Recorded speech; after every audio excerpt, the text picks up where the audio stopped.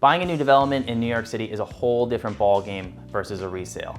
Here's everything you need to look out for, but make sure to reach out to your Revo and we'll run through your specific search and save you up to 2% with a commission rebate. Often the most shocking difference for buyers of new developments are the significantly higher closing costs. So in addition to the regular closing costs like the mansion tax, the mortgage recording tax, and title insurance, you'll have new development specific closing costs like the transfer taxes, the sponsor's attorney, and the super's apartment. These are all negotiable, but you should think about the asking price as being about 3% higher than advertised. If the sponsor pays them, which would just take the closing costs back down to a regular resale, they're going to consider that a price reduction. For a detailed list of the closing costs specific to the building you're considering, you should ask the sales team, or better yet, you should pull them directly from the offering plan. Next, it's important that your agent handles all the communication with the building.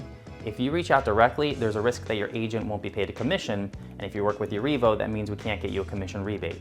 However, it's not a deal breaker, so if you did reach out directly to a building, don't worry about it, just contact us and we can talk about your specific situation.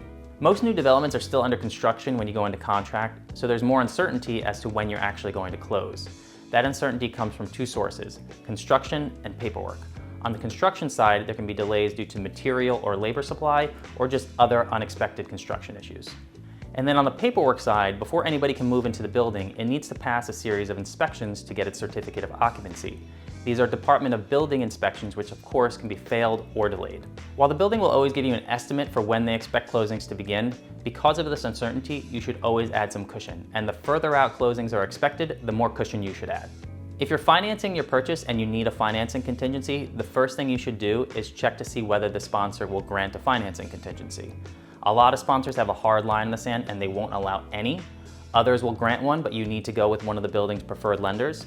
And the further away from closings you are, the less likely a sponsor is to grant a financing contingency.